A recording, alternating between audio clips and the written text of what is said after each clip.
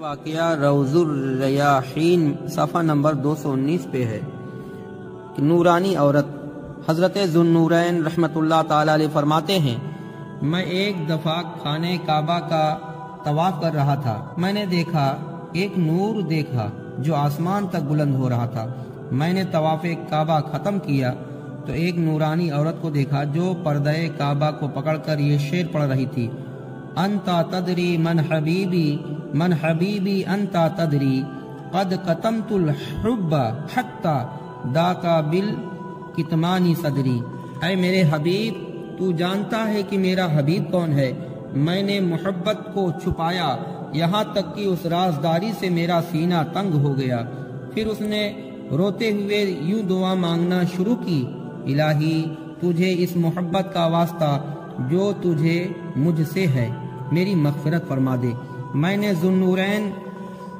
اس نورانی عورت سے پوچھا، اے اللہ کی بندی، یوں کہو تجھے اس محبت کا واسطہ جو مجھے تم سے ہے، تم جو یوں کہہ رہی ہو کہ جو محبت تمہیں مجھ سے ہے، کہ تمہیں کیسے پتہ چل گیا کہ وہ محبت تم سے کرتا ہے؟ وہ بولی، اے ذوالنورین، قرآن کی یہ آیت یاد نہیں ہے؟ فَسَوْفَ يَأْتِي اللَّهُ بِقَوْمٍ يُحِبُّهُمُ اللَّهُ وَيُحِبُّونَهُ۔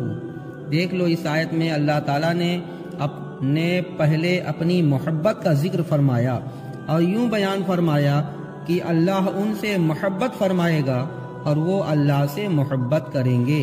گویا جو اللہ سے محبت کرتے ہیں ان سے پہلے اللہ محبت فرماتا ہے۔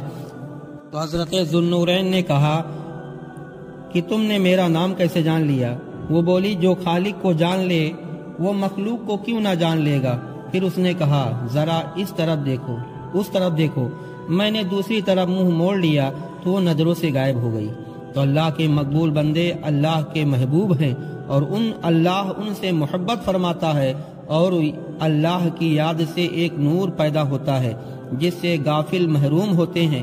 اور یہ بھی معلوم ہوا کہ جو اللہ کو جان لیتے ہیں وہ مخلوق سے بے خبر نہیں رہتے۔